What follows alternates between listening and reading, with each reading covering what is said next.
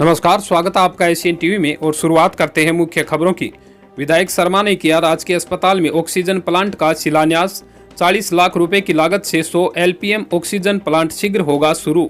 सरदार शहर स्थानीय राजकीय अस्पताल में बुधवार को विधायक पंडित भंवरलाल शर्मा व सीएमएचओ डॉक्टर मनोज शर्मा द्वारा चिकित्सा सेवाओं में सुधार हेतु ऑक्सीजन प्लांट का शिलान्यास किया गया।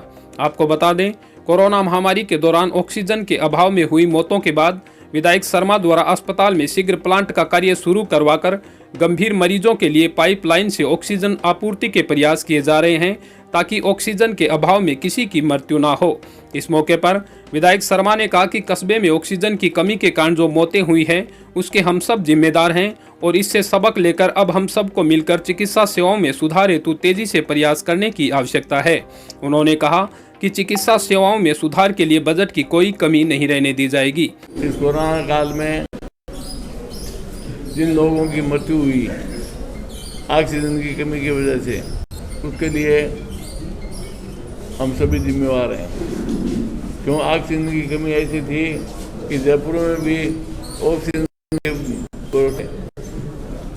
के हॉस्पिटल 2-3 हॉस्पिटल RUHS में कई हॉस्पिटलों में जान गंवा दी लोगों ने।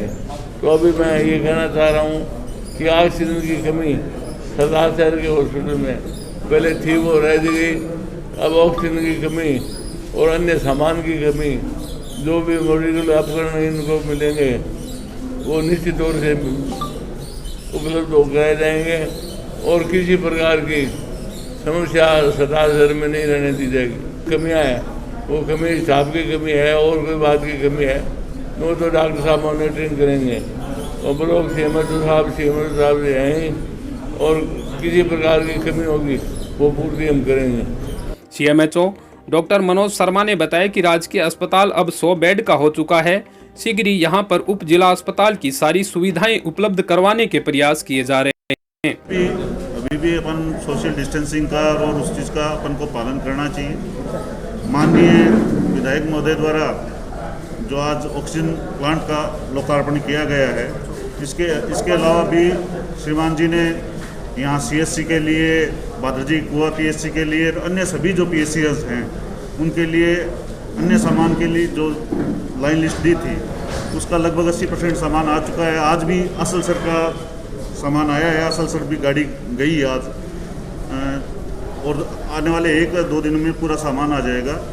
तो अपन जो एहतियात बरतना है, जो कोविड अप्रोप्रिएट बिहेवियर करना है, उससे ना चुकें, उसका अवश्य पालन करें। कि हॉस्पिटल का अपने बेड अब 100 बेड हो चुके हैं। 100 बेड हॉस्पिटल होते ही जो सामुदायिक स्वास्थ्य है केंद्र है वो उप जिला अस्पताल में रूपांतरित हो जाता है। हालांकि अभी तक स्टेट से इसका कोई नाम नहीं आया है, लेकिन जो नई बिल्डिंग के बारे में बात हुई है, श्रीमान साहब ने भी आपको शायद उस दिन बताया था, MRS की बैठक में भी बताया था। तो नई बिल्डिंग जो अपनी बनने वाली है वो एक सामुदायिक स्वास्थ्य केंद्र न बनते हुए उप जिला अस्पताल बनेगी। और आने वाले दिनों में सरदार शहर पर जो फैसिलिटीज़ हैं, जो चाहे आप चिकित्सकीय सेवा में देख लीजिए, विशेषज्ञ सेवा में देखें, तो आपकी जो सेवाएं हैं वो निरंतर माननीय के मार्गदर्शन में। BCMO डॉक्टर विकास सोनी ने बताया कि आमजन को कोरोना महामारी से बचाने के लिए वैक्सीनेशन का कार्य प्रगति पर है। क्षेत्र में अब तक 45 वर्ष से अधिक आयु के लगभग 57,000 तथा 18 से 44 वर्ष के लगभग 5,800 लोगों का टीकाकरण किया जा चुका है। इसके साथ ही चिकित्सा विभाग कोरोना संक्रमण की रोकथाम के लिए पूरी तरह से अलर्ट है। पालिका अध्यक्ष राजकरण चौधरी ने कहा कि शहर के विकास व कोरोना महामारी की रोकथाम के लिए नगर पालिका द्वारा हर संभव प्रयास किए जा रहे हैं तथा आगे भी संभव सहयोग जारी रहेगा। हॉस्पिटल की कमेटी बनाकर हम जिस प्रकार के सुधार की व्यवस्था विधायक महोदय के आशीर्वाद से कर रहे हैं, आने वाले समय में सरदार सर का हॉस्पिटल एक ऐतिहासिक हॉस्पिटल बनेगा, ऐसी मेरी आशा है। और हमारी नगर पालिका से जो भी बन सकता है, हमने आज से 1-1.5 महीने से लगातार हम सक्रिय हैं। दिल्ली सैनिटाइज करवाना और बाकी जो भी हमें समय समय पर हमारे नेता अनिल जी का निर्देश मिलता है, उसी हिसाब से हमारी टीम काम कर रही है। इस मौके पर विधायक शर्मा के नेतृत्व में कांग्रेस कार्यकर्ताओं व चिकित्सा टीम द्वारा पूर्व चेयरमैन मोहनलाल चौधरी के निधन पर 2 मिनट का मौन रखकर उन्हें भावभीनी श्रद्धांजलि भी दी गई। इस दौरान युवा नेता अनिल शर्मा, पालिका उपाध्यक्ष अब्दुल रशीद चायल, कांग्रेस नगर अध्यक्ष महावीर माली, डॉक्टर निर्मल पारिक, पार्षद लाल बहादुर शेवदा, ताराचंद सैनी, अशोक मेहरा, राजेंद्र मोदी, सुरेश तिवाड़ी, प्रकाश प्रजापत, आनंद दिरासरी, मयंक मोदी सहित अनेक कांग्रेस कार्यकर्ता व चिकित्सा कर्मी विधायक के साथ रहे। बढ़ते अगली खबर के लिए, सरकार ने दी गाइडलाइन में छूट पर बरसात ने लगाया लॉकडाउन। लगातार दूसरे दिन हुई बारिश से शहर का मुख्य इलाका हुआ जलमग्न। सरदार शहर कस्बे में दूसरे दिन हुई बारिश से शहर का मुख्य इलाका पूरी तरह से जलमग्न हो गया। आपको बता दें, क्षेत्र में पिछले 3-4 दिन से भयंकर गर्मी पड़ने के बाद अचानक मौसम ने करवट ली, जिसके बाद लगातार 2 दिन मंगलवार व बुधवार को बरसात होने से कस्बे के मुख्य बाजार सहित सब्जी मंडी, शिव मार्केट, बोडिया कुआं, मोचीवाड़ा आदि सहित आसपास की गलियां पूरी तरह से जलमग्न हो गई। पानी भराव के कारण आवागमन पूरी तरह से बंद हो गया, जिससे मानो पूरा शहर ठहर सा गया है।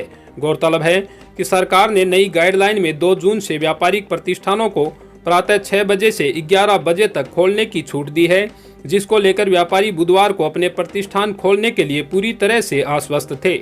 लेकिन कोरोना महामारी के बाद बरसात ने पूरे शहर में लॉकडाउन लगा दिया। बुधवार को पानी भराव की समस्या के चलते व्यापारियों को अपने प्रतिष्ठान छूट के बाद भी बंद रखने पड़े।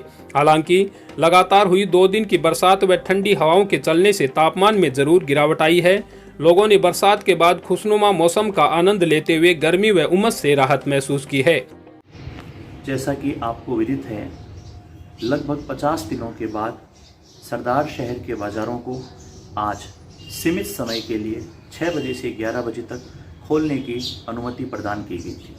व्यापारियों में बहुत उत्साह था कि हम लोग फिर से दुकान जाएंगे, दुकानें खुलेंगी, ग्राहक आएंगे।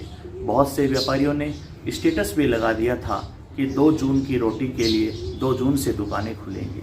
बहुत से ने यह कहा था कि 6 से 11 तक हम दुकान मिलेंगे, लेकिन 2 दिन से आ रही हल्की फुल्की बारिश के कारण सारे बाज़ारों में जल भराव हो गया।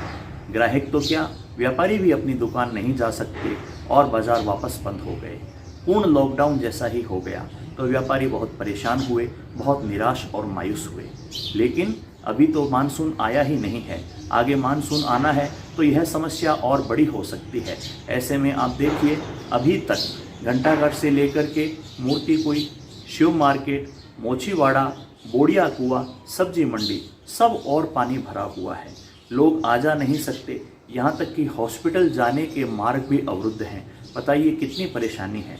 ऐसे में सरदार शहर की आम जनता और सभी व्यापारियों की तरफ से मैं माननीय राजकरण जी, चेयरमैन साहब, नगर पालिका से ये अनुरोध करता हूँ कि आप व्यापारियों की इस पीड़ा को समझते हुए सरदार शहर में निरंतर चली आ रही जल भराव की इस समस्या का स्थायी समाधान करें। आप स्वयं व्यापारी वर्ग से जुड़े हुए हैं, आप व्यापारी की पीड़ा को समझ सकते हैं और मैं आपसे ये प्रार्थना करता हूं कि जल भराव की इस समस्या का स्थायी समाधान आप अतिशीघ्र प्रस्तुत करें।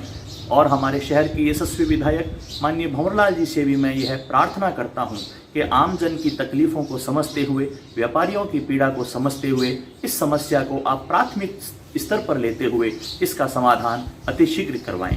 लेकिन इसी बीच शहर की मुख्य जगहों व राजकीय अस्पताल परिसर में पानी जमा होने से गंभीर बीमार मरीजों को लाले ले जाने में परिजनों को काफी कठिनाइयों का सामना करना पड़ा। वहीं वाहन चालकों व पैदल राहगीरों को भी जरूरी काम से इधर उधर आने जाने में कड़ी मशक्कत करते देखा गया। आपको बता दें, जेठ के महीने में ग्रामीण क्षेत्रों में अच्छी बारिश होने से किसानों में खुशी देखी गई है। किसानों ने बताया कि जेठ महीने में हुई बरसात अमृत के समान है, इसमें बाजरे की बुआई की जाएगी। अगर आगे भी बरसात अच्छी हुई तो निश्चित तौर से फसल अच्छी होगी, जिससे कोरोना महामारी के दौर में किसानों को कुछ राहत मिलने की संभावना है। सर्व समाज द्वारा जरूरतमंदों के लिए जनता रसोई के माध्यम से निःशुल्क भोजन वितरित। चूरू कोरोना महामारी के चलते सर्व समाज द्वारा जनता रसोई का संचालन किया जा रहा है, जिसमें अस्पताल में आए हुए मरीजों और उनके परिजनों को निःशुल्क भोजन दिया जा रहा है। कार्यक्रम संयोजक आसिफ खान ने बताया कि सुबह व शाम दोनों वक्त का खाना दिया जा रहा है और भीषण गर्मी को देखते हुए दोपहर में जूस की भी व्यवस्था निरंतर की जा रही है। इस अवसर पर जाकिर खान, एडवोकेट रघु सोनी, महमूद खान, दीपेश शर्मा, राजू प्रजापत, मौसिम खान, सोयब खान, इरफान, चिराग शर्मा, नदीम रायन, गौरव शर्मा सहित अनेक कार्यकर्ता सहयोग कर रहे हैं। कोरोना महामारी के चलते अस्पताल में आए हुए मरीजों और उनके परिजनों को पिछले कुछ दिनों से खाने की जो परेशानी हो रही थी उसको देखते हुए सर्व समाज के युवा आगे आए और खुद एक आगे बढ़कर पहल की कि हम निःशुल्क भोजन व्यवस्था मरीजों और उनके परिजनों को उपलब्ध करवाएंगे। आज हमें पिछले 20 से 21 दिनों से हम लगातार निरंतर रूप से सेवा दे रहे हैं। सुबह 4 बजे उठकर सर्व समाज के युवा लगते हैं, नाश्ता तैयार करते हैं, फिर 4 से 5 टीमों में रवाना होकर जितने भी चूरू में डेडिकेटेड कोविड हॉस्पिटल है उसमें हम सप्लाई करते हैं। दोपहर में हम जूस की व्यवस्था देते हैं और शाम को वापस 4:30 बजे सर्व समाज के युवा मिलकर खाना बनाते हैं। खाने में अलग अलग प्रकार का जैसे एकदम गढ़ जैसा खाना दिया जाता है और फिर 4 से 5 टीमें अलग अलग निकलकर अस्पताल में आए हुए मरीज और उनके परिजनों और साथ में जो ज़रूरतमंद गरीब ऐसा व्यक्ति है उनको भोजन उपलब्ध करवाती है। मेरा नाम आसिफ खान है, कार्यक्रम संयोजक हूँ। चूरू पूर्व नगर मंडल अध्यक्ष और जिला उपाध्यक्ष रहे भारतीय जनता पार्टी के वरिष्ठ नेता धनराज सैनी के असामयिक निधन पर उपनेता प्रतिपक्ष राजेंद्र राठौड़ के आवास पर भाजपा कार्यकर्ताओं ने उन्हें श्रद्धांजलि अर्पित की। वर्चुअली भेजे अपने संदेश में उपनेता प्रतिपक्ष राजेंद्र राठौड़ ने स्वर्गीय धनराज सैनी को एक ईमानदार, कर्मठ और कर्मयोगी नेता बताया। उन्होंने कहा कि उनमें नेतृत्व की विलक्षण प्रतिभा थी, वे सभी को साथ लेकर चलने वाले नेता थे। इस अवसर पर कार्यकर्ताओं ने 2 मिनट का मौन रखकर दिवंगत आत्मा की शांति के लिए प्रार्थना की। आज हमारे साथी धनराज सैनी कई सालों से मेरे साथ मंडल अध्यक्ष का काम किया, बहुत ही सजग और पार्टी के सच्चे सिपाही थे। आज कोरोना ने काल ने इनको ग्रास ले लिया, बड़े दुख की बात है। हम आगे कोरोना से कोई कार्यकर्ता नहीं जाए, इसलिए उनको श्रद्धांजलि वही है कि हम घर घर जाके हमारे पार्षद और कोरोना योद्धा बना के 2-2 हर वार्ड में जाके और जांच करेंगे, दवाई देंगे। यही मंत्री राठौड़ साहब की कामना है और बड़े दुख के साथ कहना पड़ रहा है कि हमारे साथी यहाँ से आज चले गए। मैं उनको हृदय से हार्दिक श्रद्धांजलि देता हूँ। शिक्षा विभाग के कार्मिकों ने चिकित्सा सेवाओं में सुधार हेतु 19.23 लाख के चिकित्सा उपकरण भेंट किए। तारानगर विधायक नरेंद्र बुडानिया की प्रेरणा से प्रेरित होकर तारानगर क्षेत्र के शिक्षा विभाग के कार्मिकों ने तारानगर उपखंड क्षेत्र में आने वाली CHC व PHC में 19.23 लाख रुपए की लागत के चिकित्सा उपकरण भेंट किए। इस दौरान विधायक बुडानिया पूरे कार्यक्रम में VC के माध्यम से मुख्य अतिथि के रूप में उपस्थित रहे। विधायक बुडानिया ने सभी शिक्षा विभाग के कार्मिक दानदाताओं का आभार व्यक्त किया, तो वहीं उपखंड अधिकारी मोनिका जाखड़ ने भी उपखंड प्रशासन की तरफ से सभी गुरुजनों को धन्यवाद ज्ञापित किया। इस मौके पर pradhan Sanjay Kaswan, chairman Priyanka Bano, CBO Virendra Singh, ACBO Babulal Bunkar, Ashok Jangid, मोहर सिंह जानी, बाबू हुसैन कुरैशी व सहदेव भाटी सहित कांग्रेस के पदाधिकारी व कार्यकर्ता उपस्थित रहे। आज तारानगर ब्लॉक के सभी शिक्षक महानुभावों ने कोरोना महामारी के संकट से निपटने के लिए कुछ संसाधनों का दान करने के लिए अपने 1 दिन का वेतन लेकर 19.5 लाख के मेडिकल चिकित्सा के उपकरण प्रदान किए हैं और यहाँ CHC तारानगर में हम सभी इसके लिए मैं सभी गुरुजनों, शिक्षकगणों का हृदय से आभार एवं धन्यवाद व्यक्त करती हूँ। धन्यवाद। इसी के साथ मैं मुनालाल राव, आप बने रहिए ACN TV में। धन्यवाद।